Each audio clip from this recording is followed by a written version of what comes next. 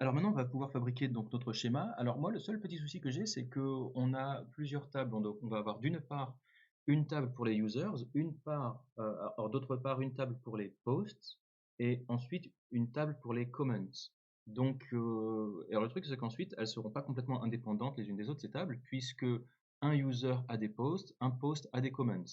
Donc c'est des relations one-to-many. Et puis si on supprime un post, ça veut dire qu'on supprime les comments associés. Et puis je pense que si on supprime un user, je dirais que ça supprime aussi les posts associés. Donc on va devoir fabriquer donc des tables qui ont des relations les unes aux autres. Alors j'ai aucune idée comment on va faire, donc je vais faire voilà Prisma generate non create tables with foreign keys. Voilà foreign keys. Hop, on va voir. Donc on a regardé donc les foreign keys ici, donc c'est pas mal du tout en fait. Quand vous regardez le get started avec Prisma, en fait je me suis rendu compte que c'est pas si compliqué que ça. On va aller sur voilà donc Prisma Client, Quick Start, Set up a new project.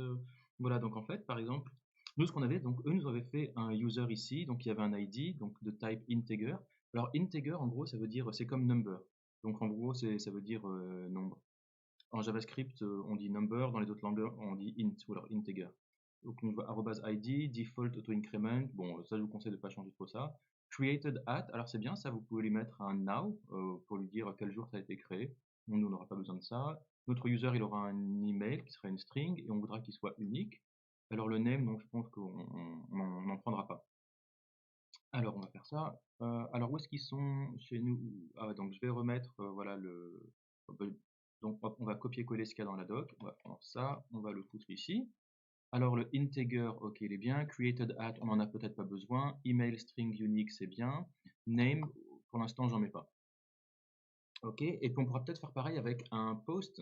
Alors autant que je me souvienne, si je regarde un post, à quoi ça ressemble? Si je regarde des posts chez nous, ça ressemblait à quoi? Chez nous, nos posts, ils avaient quoi? Ils avaient des ID, user, content, image URL et comments. Alors, hop, on va copier ça et puis on va faire la même chose ici. Modèle post et puis donc on va coller tout ça. Ok, alors je vois que donc chez nous, c'est pas des. Donc il faut mettre un espace, autant que. Voilà, je comprends. Il faut leur mettre un type. Alors le ID, bah, apparemment les ID c'est des int, donc on va mettre int. Pareil, hein, je vais lui mettre ID default auto increment, donc je vais mettre la même chose là. Voilà. Alors le user, on verra ça un petit peu plus tard, hein. Le content, qu'est-ce qu'on veut? Bah, le content, ce sera une string. Voilà. Alors le content, voilà, ce sera une string. Est-ce qu'on a besoin que ce soit unique? Bah non. L'image URL, ben aussi, ce sera une string. Est-ce qu'on a besoin que ce soit unique? Non. Et alors, pour l'instant, on va pas mettre les commentaires, donc ça, je vais le commenter. Mais par contre, pour le user, voilà, on va avoir besoin de relier un post à un user. Bon, alors pour l'instant, je vais pas le faire, on va commenter ça. Et puis, je vais nous faire voilà, notre npx prisma-db push. Hop, je fais ça. Parfait, votre base de données est maintenant synchronisée avec votre schéma. Donc, on va quand même vérifier que ça s'est bien passé comme on voulait. Je vais regarder mon schéma, on va faire un petit refresh. Voilà, il me génère. Et donc, vous voyez que maintenant, j'ai bien une table pour les posts et une table pour les users. Alors ensuite, ce qui est intéressant, c'est que ça, c'est un schéma. Donc, j'ai l'impression que, vous voyez, ça, c'est une instruction create table. Mais ça veut dire que j'ai l'impression qu'il n'y a pas la table encore, hein. Ça veut dire que le schéma, ça veut dire le schéma fait une instruction de fabriquer une table. Mais je pense que la table en elle-même n'existe pas encore, hein. Je peux me tromper, mais je pense que c'est comme ça. Alors, on va voir si ça existe, hein. Donc, il faut qu'on se fabrique un user avec il faut qu'on se fabrique un user. Alors, d'après ce que j'ai compris, nous, avec le schéma qu'on a mis, je vois qu'il y a un @default auto-increment. Donc, ça, en gros, ça veut dire que c'est la base de données elle-même qui va nous générer un ID pour nos ID. Enfin, même si je parlais du user, le user, ce sera pareil. Donc, alors allons-y. On a le user. Oui, il faudrait qu'on lui mette un password aussi. On va avoir besoin d'un password. Donc le password, ce sera un string. Est-ce qu'on a besoin qu'il soit unique? Non, plusieurs utilisateurs peuvent avoir le même password, hein. Ok, très bien. Alors, faisons ça. Donc, on va refaire à nouveau notre npx prisma-db push. Et puis, qu'est-ce qu'on va pouvoir faire? On va pouvoir fabriquer un user. Est-ce que ça vous dit qu'on essaie de faire ça? On essaie de fabriquer un user? Allez, on va voir si ça marche. Donc, dans mes contrôleurs ici, comment est-ce qu'on fait? Make token, check token, machin. Sign up user. Ok. Donc, j'ai ma fonction sign up user. Ok. Qui va me prendre un email, password, confirme password. Ok. Save user. Bien. Bon, bah, moi, je vous propose de faire ça, hein. On va essayer de faire un sign up user. Euh, alors, euh, Alors ça me fait penser qu'on n'a encore rien fabriqué sur notre front pour se faire un sign-up. Donc dans une vidéo ultérieure, il faudra qu'on retourne là sur la page de login et qu'on se fasse un petit champ pour permettre un sign-up. Du coup, pour tester la fonction, je vais prendre mon HTTP request là et puis on va essayer de sign-up. Alors voilà, j'avais ça. Donc post localhost 3001 host sign-up HTTP 1.1 content type application JSON email, body, password, confirm password, machin. Alors n'oubliez pas maintenant qu'il faut qu'on mette un... Ah non, bah, on n'a pas besoin de token puisqu'on est en train de se sign up. Ok. Bah écoutez, on va faire un send request. Alors on va quand même faire tourner on va quand même faire tourner le serveur, hein. C'est quoi le script? Enfin, j'oublie à chaque fois. npm run dev. Ok. Voilà. npm run dev. Donc on a le serveur qui tourne. Et puis maintenant, on va essayer de fabriquer bob@gmail.com, password 1, 2, 3, 4, 5, 6. Alors, on send, attention, moment of truth, hop. Ah oui, alors oui, évidemment. Donc là, il nous a dit OK, mais par contre, oui, on n'a pas connecté. Oui, je suis con. Excusez-moi. Pour l'instant, il nous a pas demandé de fabriquer quoi que ce soit dans notre base de données à nous. Notre base de données, elle est complètement déconnectée euh, du post user là. Ok. Bah écoutez, oui, on va plutôt donc importer Prisma. Alors où est-ce qu'on avait foutu Prisma? Il était là. Alors voilà, je vais prendre ça là, hop, et puis je vais le mettre dans mon users là, hop. Donc on va lui dire voilà, const Prisma client est égal à require Prisma client. Ensuite Prisma est égal à new Prisma client. Et puis bon bah ce all users là, on n'a pas besoin pour l'instant. Alors qu'est-ce qu'on va faire dans le log user, sign up user, hash password, then donc en gros voilà, donc sign up user, bon il récupère de l'information, il vérifie que voilà, il fait un get sur la base de données pour voir s'il n'existe pas déjà. Ensuite il hash le password, puis à partir du hash il essaie de faire une sauvegarde. La fonction sauvegarde, nous chez nous c'est juste users.push. Et bien là on va devoir changer ça maintenant. La fonction sauvegarde du user, ce sera quoi? Ce sera plutôt alors, eh ben, on a Prisma. Point, alors, user.create data user. J'ai aucune idée de voir si ça marche. Et ben, je vais lui mettre, puisque c'est normalement une promesse, je vais lui mettre then console.log et puis catch console.error. On va essayer ça. Ok, on va essayer ça et puis voir si ça marche. Attention, donc on va relancer notre requête. Hop, on va faire un send request.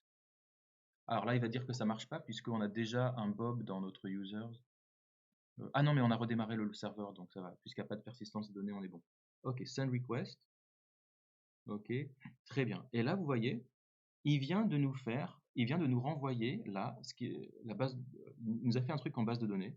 Voilà, donc l'ID, il lui a automatiquement mis un ID, le email c'est Bob et le password c'est ce machin haché. Alors, on va vérifier maintenant dans notre base de données si on a bien un user qui s'appelle Bob. Alors, on est donc là. Alors là, on est sur le schéma. Je pense pas que c'est là qu'on verra des données. On va voir, est-ce que j'ai un truc? Et je vois rien. Console peut-être? Ah, intéressant. Ah, bah j'ai une console ici. Ah, bah génial. Est-ce que je peux faire? Ah, d'accord. Je peux taper du SQL quand même là, hein. Ça marche ça? Non? Non? Aucune idée. Bon, ok. On retourne, on va voir. Ok, donc je vois mes tables qui sont. Ok, donc j'ai deux tables là. Ok. Comment est-ce que je fais pour explorer? Alors, je m'étais fait un petit fichier de notes, comme je vous conseille de toujours vous faire des fichiers de notes. Donc, tout le cours de SQL, moi, je me le suis mis dans mon document Word. Je vois que pour, voilà, show all databases, c'est show databases, point virgule. Oui, il faut pas oublier le point virgule, en fait. Hop, show databases, point virgule. Voilà, très bien. Ah, je vois que j'ai Mythomania, Information Schema, MySQL 6. D'accord, ok. Bon, bah, on va dire use, voilà, use Mythomania. Voilà. Maintenant, qu'est-ce que je peux faire? Bah, maintenant, je vais lui dire show tables ou alors show columns. Show tables. Voilà, donc je vois que j'ai post et user. Ok. Je vais lui dire select everything from users. Est-ce que ça marche? Non. Table misomania.users doesn't exist. Alors je devine que c'est peut-être user. Mince. Voilà. Et donc là, je peux voir que dans ma base de données, parfait. Donc ça, c'est bon. Génial. Alors, qu'est-ce que nous, on voudrait faire? Nous, dans notre user, donc on a bien réussi à fabriquer un user. Ok. Et alors, qu'est-ce qu'on voudrait faire une fois qu'on a fait ce user? Eh bien, on voudrait peut-être qu'il nous renvoie quelque chose. Alors, qu'est-ce qu'on pourrait lui dire? Ben, then save user. Ok. Et nous, on voudrait du coup, puisque ce user.create, il nous renvoie une promesse, peut-être que nous, au lieu de faire notre then là imbriqué, c'est pas génial. Peut-être qu'on pourrait lui dire return, voilà, prisma.user.create. Du coup, là, le résultat de ce prisma machin, il sera envoyé dans la réponse, la res.send. Ah non, mais ce sera, ah oui, non, save user. Ouais. Ouais, mais là, du coup, on va devoir faire ça dans un autre point then. Ok. Bon, alors dans le res.zen, on va le foutre dans un autre point then du coup. Hein. Then, tac, tac, tac. Et puis, ouais, on va mettre ça ici. Hein. Ah, merde. Voilà. On va faire ça comme ça. Alors, hash de point. Alors, du coup, ça, on n'a peut-être pas besoin de mettre ça sur. Hop, on va le mettre sur une seule ligne. Pourquoi est-ce que je fais deux then? Tout simplement parce que save user, lui aussi, il renvoie une promesse. Du coup, je peux pas faire le res.send directement dans la même fonction là. Hein. Ça veut dire que le res.send, il est obligé d'attendre le save user, puisque le save user, c'est le create machin. Ok, alors le truc c'est que nous, ça nous retourne donc le user.create, et on a vu que le user.create, ça nous renvoie à un objet avec pas mal de données là. Euh, donc en fait, nous, ce qu'on va recevoir là, la response, on va l'appeler res.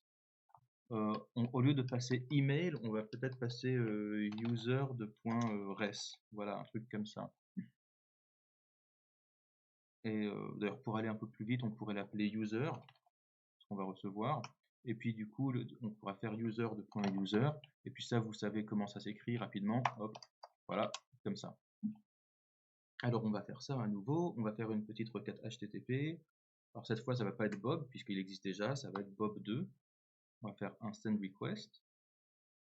200 OK. Voilà, et vous voyez, donc il nous envoie, il a incrémenté un ID, l'ID c'est 2, l'email c'est Bob2, et son password c'est machin. Ça a bien été haché, donc ça c'est super.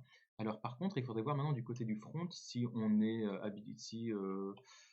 Alors, qu'est-ce qui se passe du côté du front une fois qu'on a. Ah, mais sur le front, on n'a pas encore de bouton register, donc à la limite, on s'en fout. Donc, ok, c'est très bien. Donc, bah, pour moi, c'est bon. La partie register de users, elle marche très bien avec Prisma. Donc, pour moi, on est bon. On va pouvoir passer à la partie d'après, qui, je pense, du coup, serait la partie login. Allez, je vous dis à tout de suite.